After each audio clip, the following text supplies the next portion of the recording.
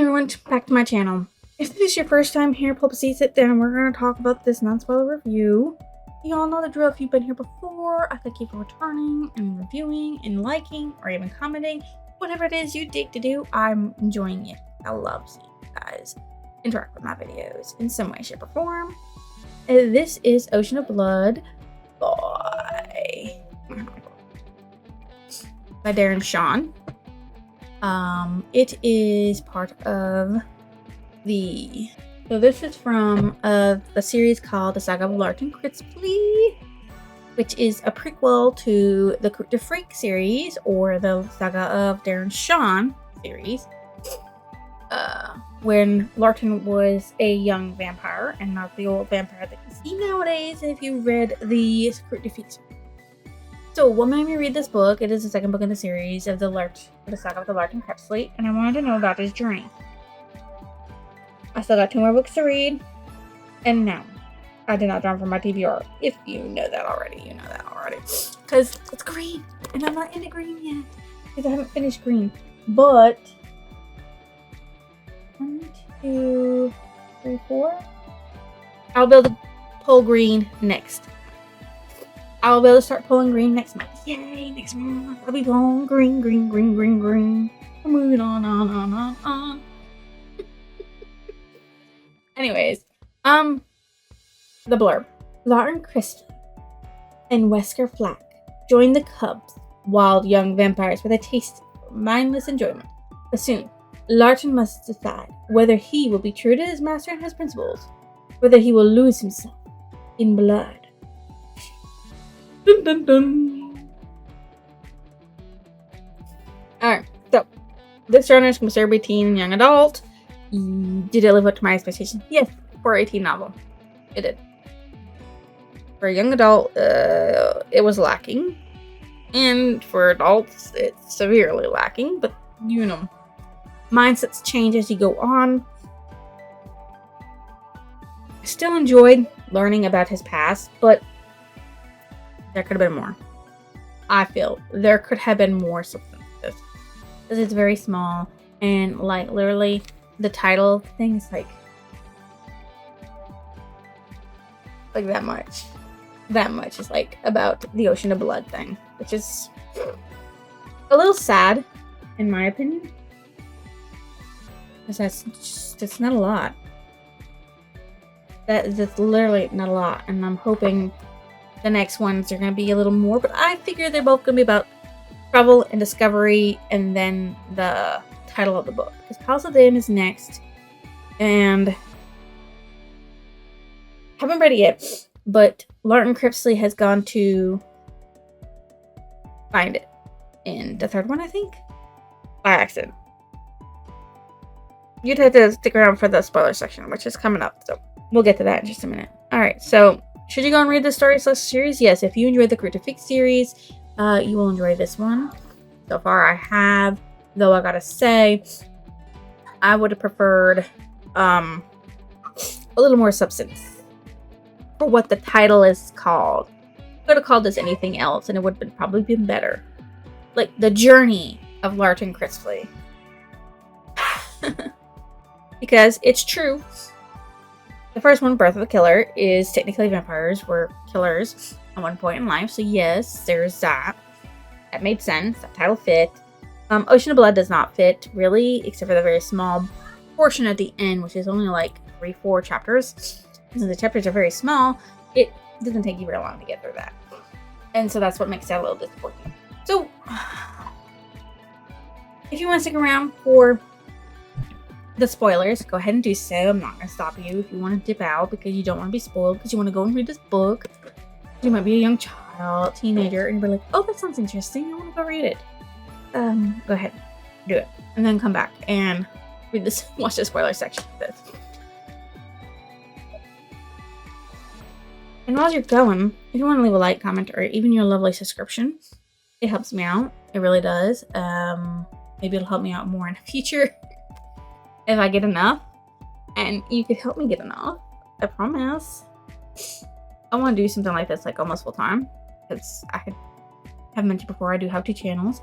One of them is gaming and one of them is this, and if I could do both of those full time, including writing,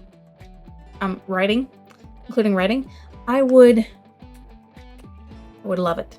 I would love it if my full-time job. Because then I could be reading more. And I could probably get through more books in a day that have more time for it than what I do. So,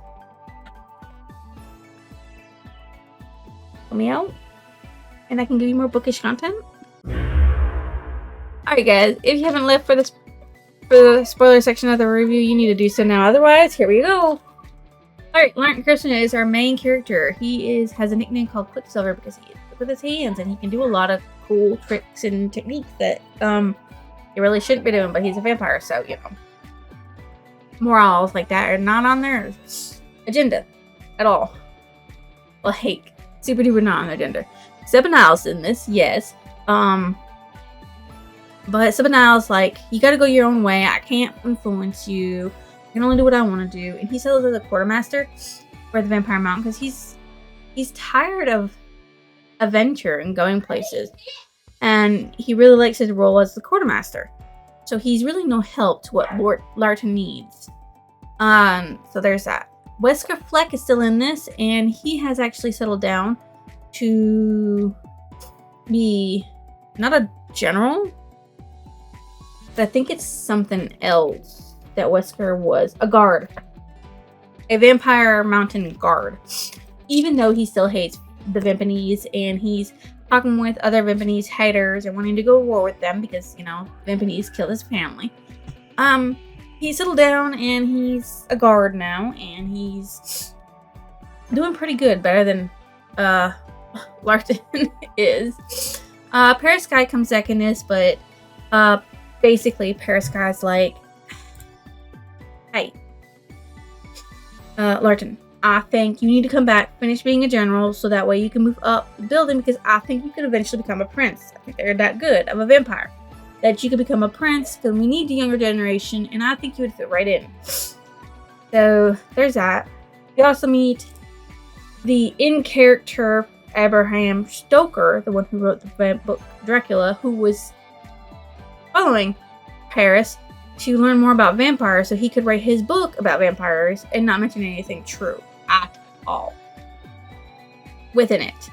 So that's a little interesting. Real people in a fake world makes it a little more interesting on that, and a little more like, hey, this happened in our world, you know.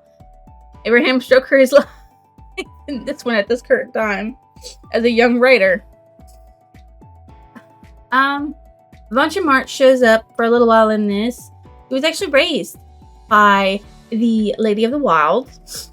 We'll go more into her in a minute, but she found him as a baby and raised him, so she calls him her son. Even though she's an immortal and she can have children with vampires, but we'll talk about that in a minute. He actually finds Larton, smells him, because Larton's going on in his adventure and he doesn't know what he's doing. He's just out there. And he's like, hey, I've got some stuff to do with the castle. Do you want to come along and join me on this while I go to sister for the prince? He's like, sure, we will. And this is where you meet Arrow, a vampire, who dropped off the map, and they wanted to know what happened to him. So they go and find him, and they find out that Arrow fell in love with a human woman named Sarah, and that they've married and they're together until Sarah dies. Arrow has no interest of returning to being a general. He's like, I just want to be with my human. I want to be with the person I love. Nothing ever says I can't be. So he does that. In the beginning of the book, he's still with the Cubs, which are just a bunch of young vampires enjoying themselves and whatever they want to do, with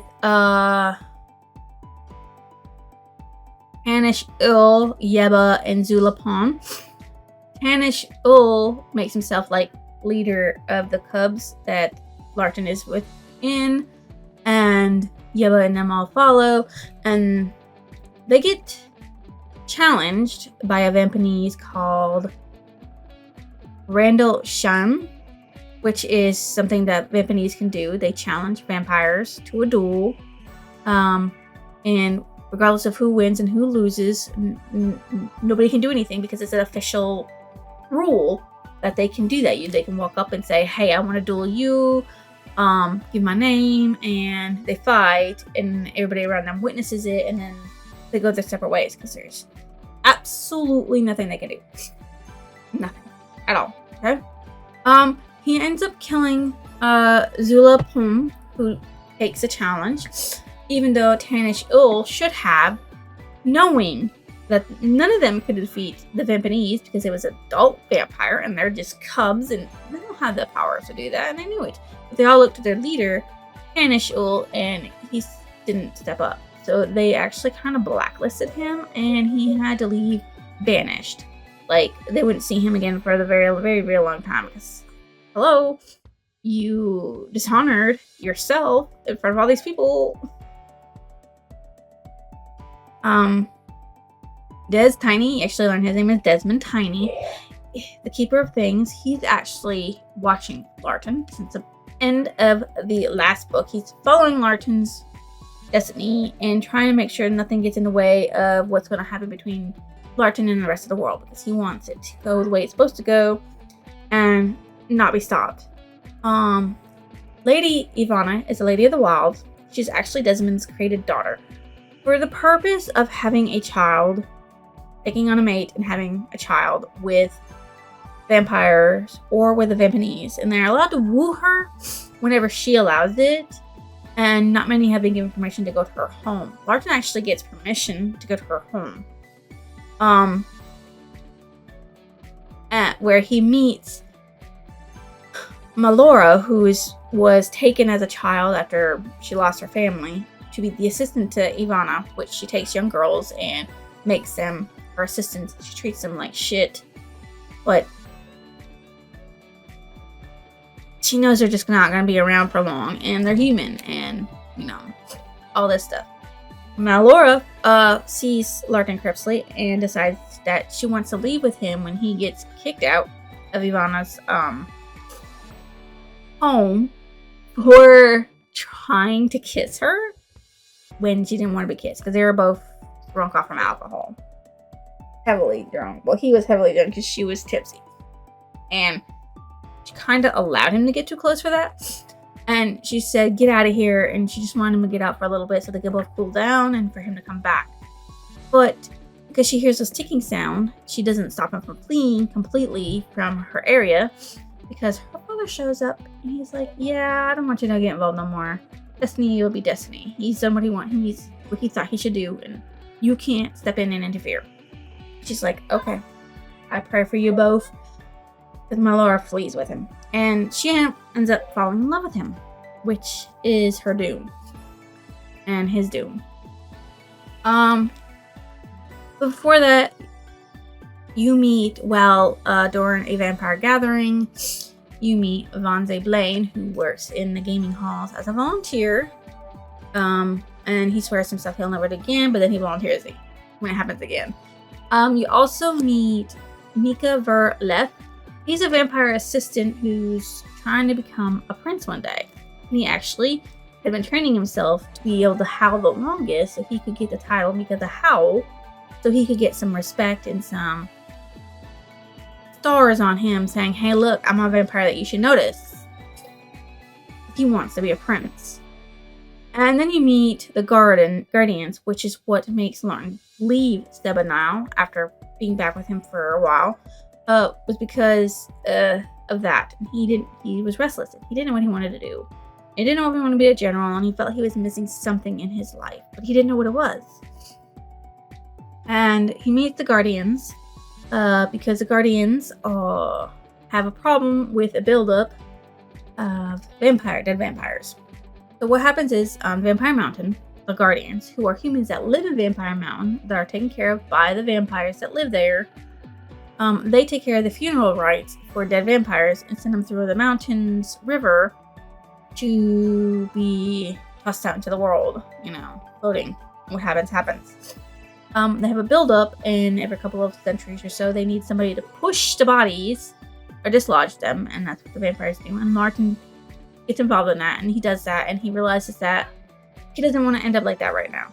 Right now, what he wants to do is he wants to be out there. He wants to be known for something, but he doesn't know what it is. He just doesn't want to end up an unknown vampire who they might guess died, because there's no tracking of vampires, no communication ways for vampires besides being connected through the princes. In general, you can be. So when Larton comes down with the vampire flu, it knocks him off his feet, makes him a little delusional, and Melora takes care of him, and then he decides that he wants to get on a boat to go to Greenland. But Melora doesn't understand. She doesn't want him to go onto the boat because she's afraid that, he's going to kill people or drink their blood, and they're going to find out, and then bad things are going to happen. But he insists, so he gets on it. She gets on it. She takes care of him. She befriends the sailors and all that stuff, including Daniel Abrams. Daniel Abrams becomes a little obsessed with Melora, but he knows he can't be with her because he's younger than her. She's like a full-grown adult, and she's in love with Larton and won't betray him in any way, shape, or form. And because Larton can't go out and drink his own blood, she decides to go out when they dock to find blood, and Daniel follows her and witnesses her doing that. So when Larton, crazily needing blood, attacks a few of the people and drinks their blood, she tries to calm their fears and stop them from worrying about it, saying he's crazed, he's fevered, doesn't know what he was doing. Daniel goes, he's a bloodsucker. They've got vials of blood that they've been using. You can find them in their room. And they go to check his room. And Melora gets in the way, and they're like, you need to either get out of the way and let us do what we need to do, or you can stand with him and we'll still do what we need to do. Well, she locks Larton into his cabin and stands in front of them and pulls out a knife and attacks him. And it ends her life, because they end her life. They hang her. I don't know if she dies before they hang her, or if she dies while being hung. Snap neck and all that stuff. But when Larton regains things of him, it's when they're pulling apart the roof to expose him to the sun. And he's like, well, shit. He's like, jumps out, says a bunch of stuff, and he tries to distance himself from Melora so that way she doesn't get involved. And they're like, oh, good. You won't mind what we did to her. And points up, and there you go. She's dead. And he snaps. And he doesn't remember what he did, but he killed a lot of them and locked up the rest of them that he didn't kill. Well, in his crazy mind, he knew he needed someone to be able to steer the boat, and he knew he needed blood to survive. And when he comes back, he's got a baby. So he goes looking for the crew that he saved and for the mother, and he finds the mother not among the dead. So he thinks that she jumped overboard, leaving behind her baby. She'd rather die in the ocean than to be died by his hand. He pulls one of them out and says, hey, I need you to steer the boat. The guy goes, okay, I'll steer the boat. And leaves the rest of them in there. So when they're getting close to Greenland, he's like, you're going to take this baby, you and your crew are going to go on and forget all about me being here, okay? You're just going to forget about me. I'm going to go on my own, I'm going to go to Greenland, and I'm going to just die. And he's like, okay, cool. So when he goes to free the rest of them from the prison, they're all dead. And Daniel Abrams is tearing flesh from one of them with blood all over him. And he's like, I'm one of you now. You don't have to kill me. And Martin's like, oh God. What have I done? I have created a monster. And so he flees. He takes the baby. He gets into his little dingy and he flees with the baby. Because he's like, for some reason, in his idle brain,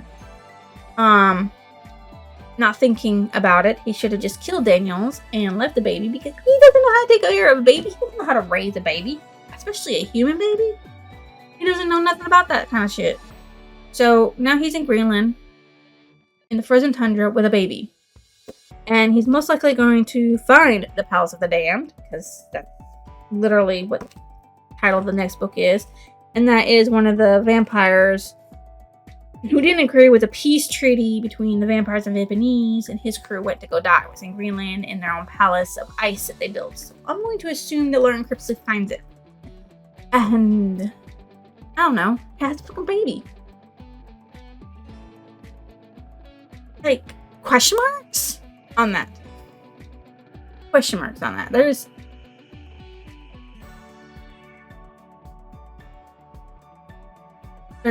so many question marks on that. So many. Lauren makes a lot of mistakes and forgets a lot of things he could have done. Like, majority of them were scared of him, so he could have let more out. But saved a bunch of people, but he didn't. He could have hypnotized them, made them forget things, but he didn't. He could have killed Daniel and then left the baby, but he didn't. The vampire flu knocked him on his ass for a very long time. So, my favorite character was Melora because she stuck by him, a vampire. She loved him. She did everything he wanted to do, protected him, cleaned up after him, made sure he was presentable when he needed to be presentable, and took care of all of his basic needs. And he's just like, doesn't really care for her because he's not in love with her. But he cares for her as a friend. About it. My most disliked character was Desmond Tiny. Like, he literally stops Ivana from telling Larton a bunch of stuff and preventing Larton from leaving, which probably would have saved him from massacring a bunch of people in Melora's death.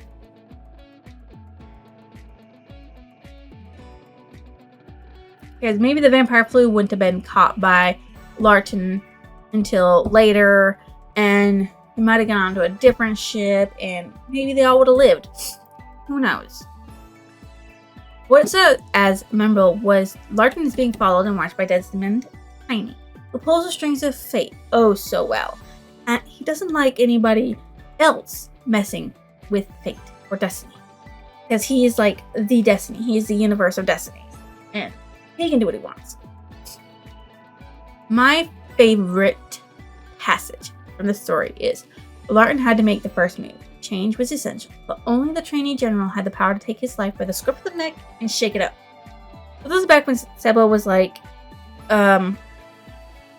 living in Vampire Mountain with Larton and Wester, and he's like, I can't stop you guys from doing whatever you want, and Wester finds his way in life, and they both see and watch Larton struggle, and he's like, I can't do nothing for him.